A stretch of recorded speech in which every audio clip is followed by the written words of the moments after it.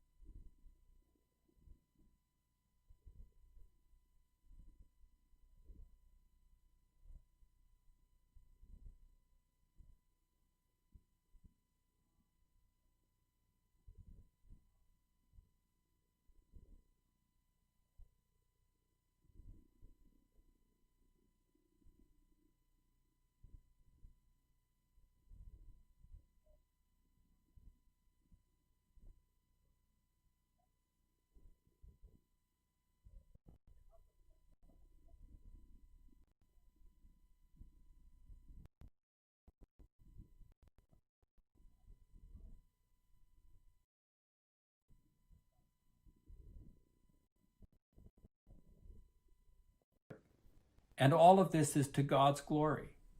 Isn't this great stuff? It's amazing. And that's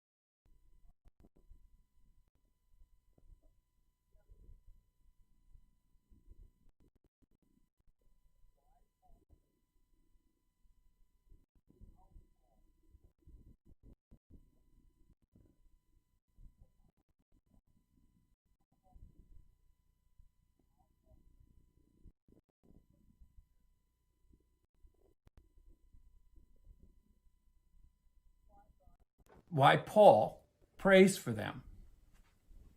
Let's start by talking about them for a minute. Who exactly is Paul praying for? Who's the them here? Even though our Bibles generally entitle this book the letter to the Ephesians, we don't know exactly who the Apostle Paul is. Testing. Several of the oldest copies of this letter have a blank in verse 1, where the NIV mentions the city. Many scholars think that Paul wrote this letter for the new churches that grew out of the church that he had started in the city of Ephesus. Paul lived in Ephesus for 3 years doing missionary work. The 3 years in Ephesus made up the longest stretch that Paul stayed in any one place once his missionary journeys began. And you can read all about this in Acts chapters 19 and 20. And yet, this letter doesn't include the kind of personal details that Paul usually includes in letters to the churches he knows. In chapter 3 of his experiences, as though it would be new to his readers. And here in chapter 1, verse 15, he writes, "Ever since I heard about your faith, I haven't stopped. I haven't stopped remembering you in my prayers." ever since I heard about your faith. Doesn't it sound like someone gave Paul a report about a new group of believers? He hasn't met them, but what he's heard is good. So he breaks out into a prayer for them. And I say this because the letter we call Ephesians is a letter that is therefore very easy for us to read ourselves into. The first readers, like us, were almost certainly people Paul had not met, but he says to them things that he could easily say to us as well. Paul tells them and tells us why he is praying. In verse 15, I heard about your faith in the Lord Jesus and your love for all God's people. Paul gives a quick, simple summary of what we should be. People with faith in the Lord Jesus, people who show love for all God's people. So there's quite a lot packed into these.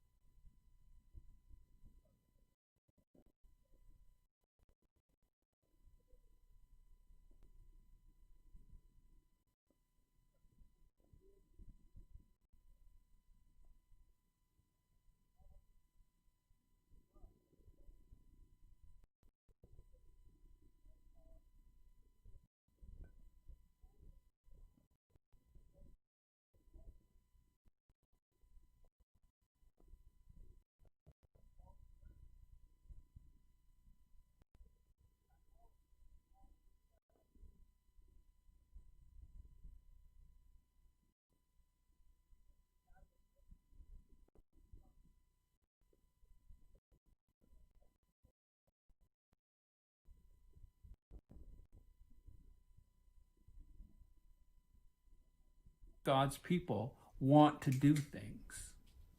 I expect you can say the same. So I'm impressed that Paul had heard about their love for all God's people, as well as about their faith. And this helps explain the prayer that comes bubbling out of Paul. So let's look at point 2, how Paul prays for them. In verse 16, Paul says, I have not stopped giving thanks for you, remembering you in my prayers. When Paul thinks of these other believers, his first impulse is to give thanks. So let me ask 2 questions here. Who do you think gives thanks for you when they pray? And a second question is, who do you give thanks for as you pray? Now, there are certainly times when it feels easy to be thankful what's happening among God's people, and moments when it is harder. But in our incredibly interconnected world in 2020, we are probably foolish if we don't keep our ears and our social media feeds open to news that will help us to be prayerful, to be thankful. COVID-19 and conversations of systemic racism have sometimes Test. They've also opened up opportunities to bear with one another, to love one another, to practice the fruit. Okay, testing the microphone again. It's gonna be double.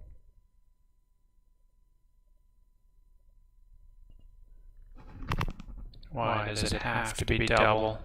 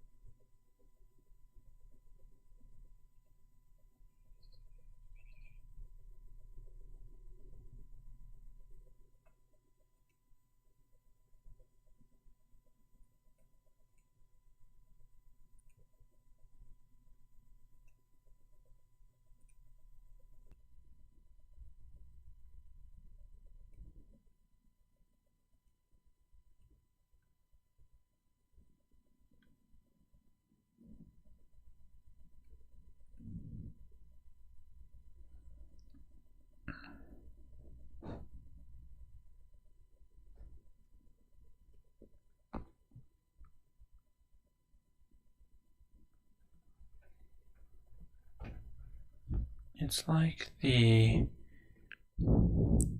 computer speaker volume is turned off for tape record.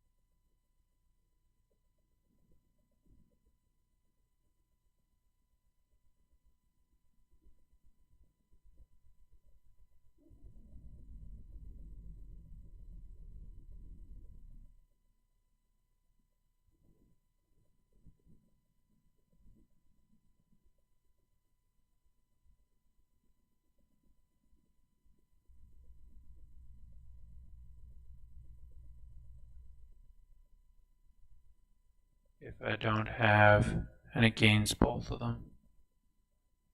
Both of them. Is it because I'm feeding that?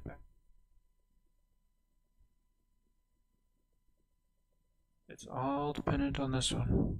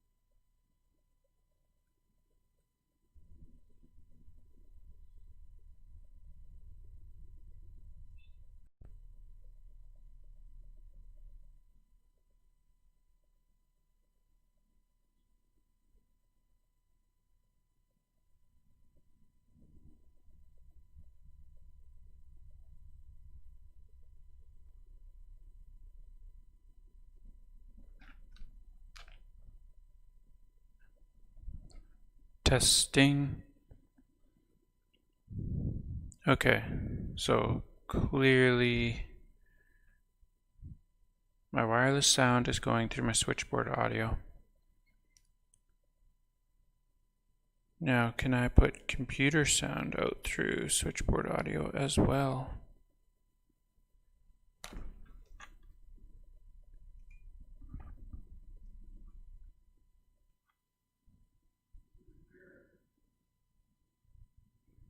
In verse 17, Paul writes, I keep asking that the God.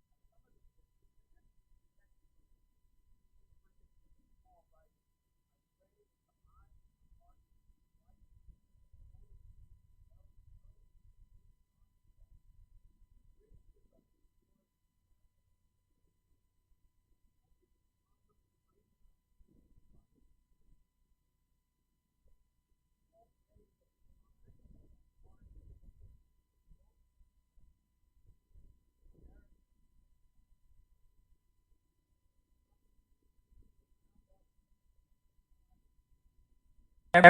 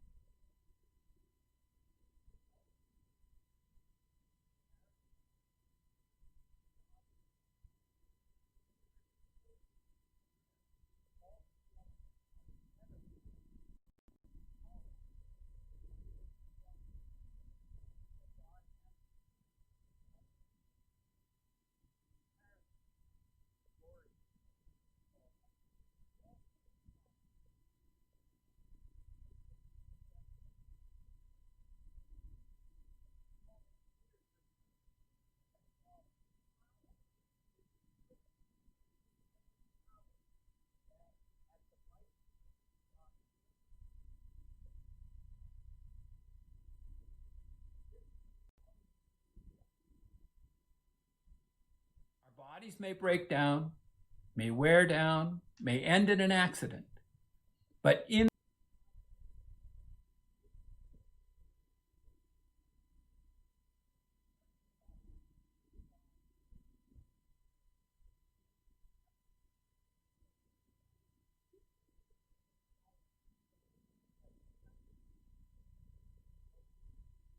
or from anything else. So we've talked about who Paul was praying for. We've talked about how Paul was praying. So now let's ask ourselves in the third place what this prayer could mean for us. At the very least, you're probably ready to say that what Paul was praying for these first readers of the letter are also very appropriate things to have Pastor Andrew praying for you, both as individual Christians and as the PGCRC congregation. But I'd like to challenge you to consider using this prayer as a template for some of your own prayers. I found that God stretches my thoughts and my hopes for others as I try this. You might, for example, pull out the church phone book and pray for all the children and all the young people this way. Or if you are a young person, you could pray for those who have taught you in Sunday school or in catechism.